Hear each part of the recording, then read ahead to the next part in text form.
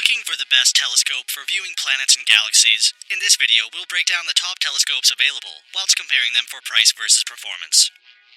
Before we get started with our video detailing the best telescopes for viewing planets and galaxies on the market, we have included links in the description for each product mentioned, so make sure you check those out to see which one is in your budget range.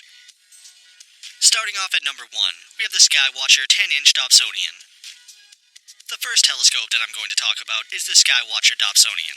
If you ask the majority of astronomers what's the best for seeing galaxies, and you're not willing to shell out thousands, then they'll say the same thing: get a high aperture Dob. The SkyWatcher is a good example of exactly what you can get if you're looking in the mid-range ballpark of prices. It is a step up in class on cheaper scopes for a few reasons. It's got a 10-inch aperture. This is 254mm. This is significantly more than other telescopes that you'll find, and you'll definitely notice the difference between this one and other telescopes that are available. The large aperture, allowing more light to come through, will undoubtedly end up with you getting a better view from your telescope. It also has a 1200mm focal length, which makes for some great magnified views. What some people particularly like about the Dobsonian is that it's very easy to collapse it down and store it. One of the biggest issues people face with high-quality telescopes is that it's very difficult to store them for later. Fortunately, this isn't an issue with the SkyWatcher, as it's easily collapsible, and you can store it away for later. Overall, this is one of my favorite options for a good quality telescope that will give you some awesome views. Yes, it's a little more expensive than some other options that are listed, but it's definitely worth the money if you have it. Some people will argue about it having go-to tracking, but that isn't necessary for Dobsonian scopes as they are very easy to point and use. I'm going to talk about some other types of telescopes in this list, but I would advise you to stick with the Dobsonian if you're looking for anything more in-depth. $500 or $600 on a reflector is not going to give you enough aperture to see galaxies as well as a Dob. Fact. At number 2, we have the Celestron NexStar series. Next on the list is the Celestron NexStar series. Here, you're paying a similar price to the SkyWatcher, but you're getting 6 inches of aperture instead of 10 inches. If you want more, you're going to up your budget significantly. I have to mention a computerized scope in here because for some people, they may be better. Personally, I would always stick to a manual scope because, well, the hunt is part of the fun. But computerized scopes have their benefits too, and the NexStar is a solid option. The Celestron NexStar is a good option for you to look at if you want to get a quality telescope. The series run from the 4SE up to the 8SE, with the cheapest of those starting around $500 and running all the way up to in excess of $1,000. You don't need to get the best model, though it will ensure that you're going to get a good quality image. The 6-inch aperture is ideal for seeing objects that are really far in the distance, like the Orion Nebula, which is one of the best things to start with if you're a beginner. You'll be able to get some really good images of different planets as well. This isn't solely because of the aperture, but it's definitely a contributing factor on how good the telescope is. It has a 1500mm focal length, which is another reason why you're going to get high-quality images at extremely long-range distances. Bear in mind that this will also make the scope length a little longer too. Many people think that computerized telescopes aren't really for beginners, but this isn't the case. This telescope is extremely easy to use, so you won't have any trouble using it to the best of its ability.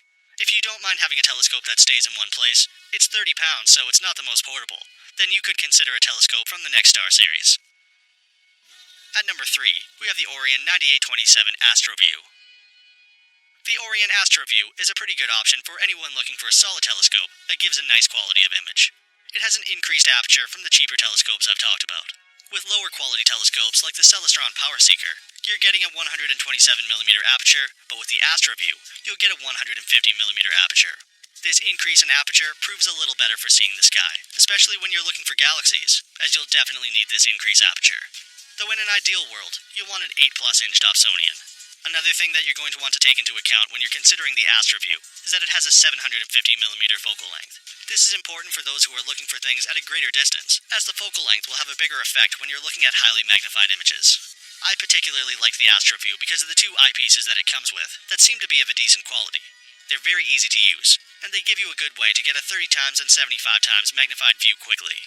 All in all, the AstroView is one of the better telescopes on the market, especially for newbies. It's very easy to set up too, which isn't typical for telescopes of its nature. At number 4, we have the Celestron AstroFi 102. Another option that you could go for when considering a telescope to purchase is the AstroFi 102. It's another telescope from Celestron, who are undoubtedly the most popular telescope brand. The main issue that I can see easily with the AstroFi is that it has a pretty low aperture. This is especially true if you compare it with other telescopes that I've listed, so it's worth considering this if you've been looking at the AstroFi. But having used this telescope myself, it does a good job for seeing close-up sky objects. It comes with 2 Kellner eyepieces, which help to create a good image without being particularly expensive either. The main reason that people are attracted to the AstroFi is that it is easily integrated with your Wi-Fi and your phone. This means that you can easily use it with your iPhone or your iPad. You can actually install an app and use your device to control the telescope.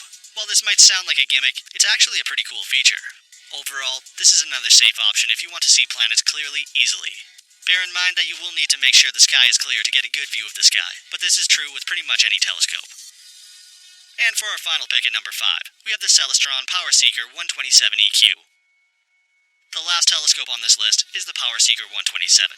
This isn't the most powerful telescope that you'll find, but it is a good example of what you're going to get for a cheaper price. There are other better telescopes if you're looking for budget telescopes to use with the kids. You know that when you buy a Celestron, you're making an investment, so you don't have to worry about it breaking too much, as they have good warranties. Their support team and warranty are relatively good in my experience. The aperture of the PowerSeeker is 127mm. This seems to be the agreed aperture that you'll need if you want to start taking your astronomy a little more seriously and start seeing more than just the moon and faint planets. It also has a focal length of 1000mm, which is another important factor to consider if you're purchasing a new telescope. If you want a good budget option, then the PowerSeeker is an acceptable choice. But in reality, it's actually not the best of its kind, and there are better telescopes you can consider that are relatively cheap too. So that sums up our top telescopes for viewing planets and galaxies of 2019. We hope you enjoyed. If you did, please leave a like on the video, and if you're new here, hit that subscribe button. Until next time, have a great day.